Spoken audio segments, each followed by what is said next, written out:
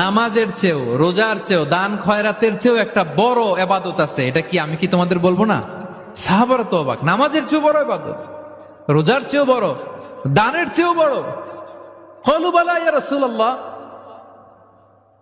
সাহাবারা বললেন, অবশ্যই হে নবী, হ্যাঁ আপনি বলেন সেটা কি? বিষ্ণু সাল্লাল্লাহু আলাইহি ওয়াসাল্লাম বললেন, ইসলাহু যাতিল বাইন, বিবাদমান দুই গ্রুপকে মাঝখান দিয়ে যে মিলিয়ে দেয়া। নামাজের চেয়েও বড়, রোজার চেয়েও, সাদাকার চেয়েও বড়, মিলায়া দেওয়া। আমি গত 9 ডিসেম্বর আমি জামিয়া রহমানিয়াতে গিয়েছিলাম এবং সেখানকার জামিয়া রহমানিয়ার ডিরেক্টর জনাব হযরত মাওলানা পীর আব্দুল কাইয়ুম সাহেব এর সঙ্গে আমার কথাবার্তা হয়। সেখানে বহুত আলেম ওলামারা ছিলেন, সব বিষয়ে আলোচনা হয়েছিল। দেশের পরিস্থিতি হিসাবে একটা মতো ঐক্যবদ্ধ হওয়ার খুবই প্রয়োজন আছে, দরকার আছে।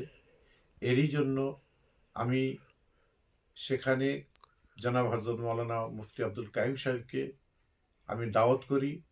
আমার ফুরফুরা শরীফ বাড়ির মাসিক যে জিকিরের মাহফিল হয়, প্রত্যেক ইংরাজি মাসের দ্বিতীয় সপ্তাহ রবিবার যে প্রোগ্রাম হয়, ওই প্রোগ্রামে আমি তাকে দাওয়াত করি এবং তার পরবর্তীতে আমি 16ই ডিসেম্বর খাদিজাতুল কুবরাতে আমি যাই।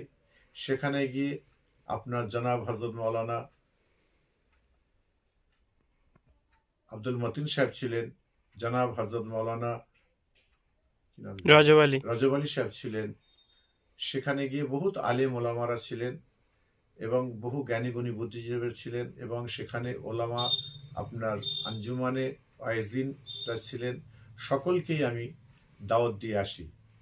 এই দাওয়াত দেওয়ার পরে এই বার্তা যখন সবার কাছাকাছি যখন পৌঁছে যাওয়ার পরে আপনার সেখান থেকে যখন আমি এই বার্তা যখন পৌঁছে যাওয়ার পরে এমন সময় দেখা যাচ্ছে বসিরহাটের কিছু আলেম ওলামা দীর্ঘ 15টা দিন ধরে এই আমার জিকিরের মাহফিলকে নিয়ে এমনভাবে কূটনৈতিকভাবে আলাপ আলোচনা মানুষের সঙ্গে করেছে এবং এই জিকিরের মাহফিলকে মানুষের কাছে এত খেলনার জিনিস করে দিয়েছিল।